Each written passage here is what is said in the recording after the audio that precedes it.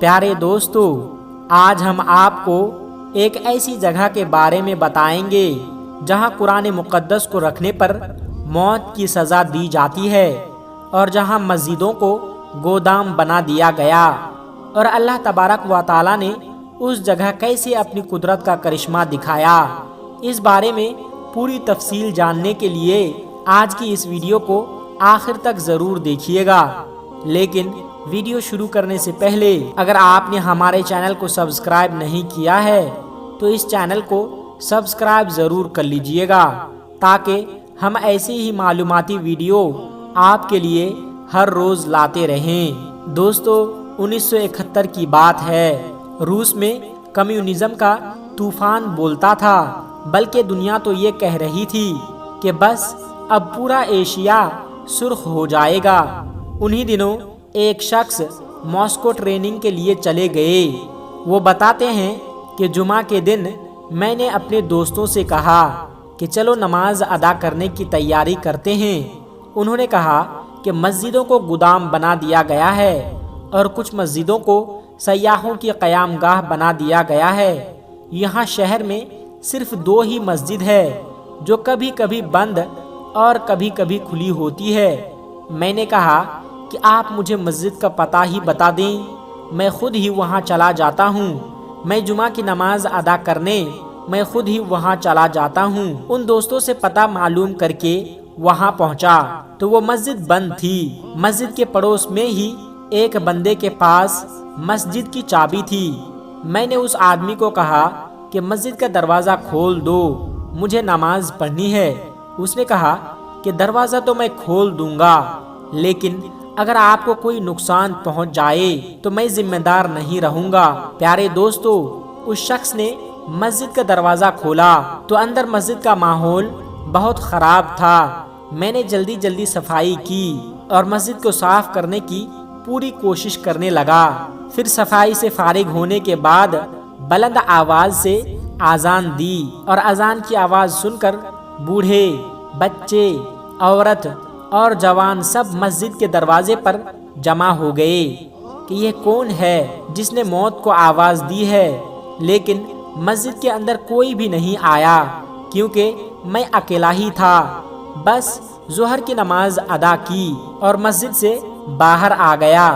جب میں جانے لگا تو لوگ مجھے ایسے ہی دیکھ رہے تھے جیسے میں نماز ادا کر کے نہیں نکلا، بلکہ کوئی انوکھی کام کر کے باہر نکلا ہوں۔ ایک بچہ میرے پاس آیا اور کہا کہ آپ ہمارے گھر چائے پینے آئیے، اور بچے نے اتنی محبت سے کہا تو میں انکار نہ کر سکا اور ان کے ساتھ گھر گیا، اور گھر میں طرح طرح کے پکوان بن چکے تھے۔ میرے آنے پر سب لوگ بہت خوش ہو گئے۔ میں نے کھانا کھایا اور چائے پی تو ایک بچے جو میرے ساتھ بیٹھا ہوا تھا اس سے پوچھا، آپ کو قرآن پاک پڑھنا آتا ہے؟ بچے نے کہا، جی بالکل آتا ہے، قرآن پاک تو سب کو آتا ہے۔ میں نے جیب سے قرآن پاک کا ایک چھوٹا سا نسخہ نکالا اور کہا کہ یہ پڑھ کر سناؤں۔ تو بچے نے قرآن دیکھا، پھر مجھے، اور پھر اپنے ماں باپ کو دیکھا۔ تو میں نے سوچا کہ اس کو قرآن پڑھنا نہیں آتا، لیکن اس کے ماں باپ نے کہا کہ اس کو قرآن پڑھنا بہت اچھی طریقے سے آتا ہے۔ بچے نے قرآن کی آیت پر انگلی رکھ لی اور تھوڑا سا پڑھنے لگا۔ یہ سننے کے بعد قرآن دیکھے بغیر ہی پڑھتا چلا گیا۔ مجھے حیرت کا شدید جھٹکا لگا کہ یہ تو قرآن پاک کو دیکھے بغیر ہی پڑھنے لگا۔ میں نے اس کے والد سے پوچھا کہ معاملہ کیا ہے؟ اس نے مسکرا کر کہا کہ دراصل ہمارے پاس قرآن پاک کی آیت کا ایک بھی ٹکڑا مل جائے تو اس کے تمام خاندان کو پھانسی کی سزا دے دی جاتی ہے، اسی وجہ سے ہم لوگ گھروں میں قرآن پاک نہیں رکھتے۔ تو میں نے حیران ہو کر پوچھا کہ اس بچے کو قرآن پاک کس نے سکھایا اور کیسے سکھایا، کیونکہ قرآن پاک تو کسی کے پاس ہے ہی نہیں۔ انہوں نے بتایا کہ ہمارے پاس قرآن کے لیے حافظ ہیں، کوئی درجی ہیں، کوئی دکاندار تو کوئی کسان۔ ہم ان کے پاس اپنے بچوں کو بھیج دیتے ہیں محنت مزدوری کے بہانے۔ وہ ان کو سورہ فاتحہ سے لے کر سورہ ناس تک زبان قرآن پڑھا دیتے ہیں۔ ایک وقت ایسا بھی آ جاتا ہے کہ وہ حافظ قرآن بن جاتے ہیں۔ کسی کے پاس قرآن کا کوئی نسخہ نہیں، اس لیے ہمارے بچے قرآن کو دیکھ کر نہیں پڑھ سکتے۔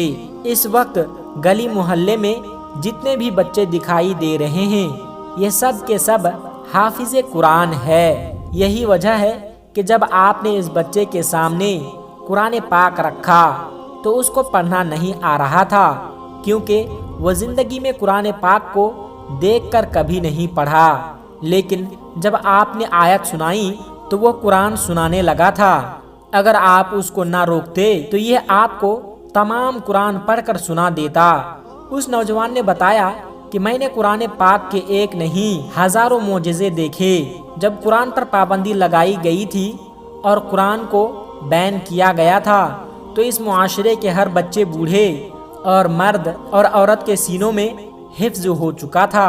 میں جب باہر نکلا تو کئی بچے دیکھے اور ان سے قرآن سنانے کی فرمائش کی تو سب نے قرآن سنا دیا۔ میں نے اپنے دل میں کہا کہ تم نے قرآن پر تو پابندی لگا دی، لیکن جو قرآن سینوں میں محفوظ ہے اس پر تم کبھی پابندی نہیں لگا سکو گے۔ تب مجھے احساس ہوا کہ اللہ تبارک و تعالیٰ کے ارشاد کا کیا مطلب ہے کہ اللہ پاک نے فرمایا کہ بے شک یہ قرآن ہم نے نازل کیا ہے اور ہم ہی اس کی حفاظت کرنے والے ہیں۔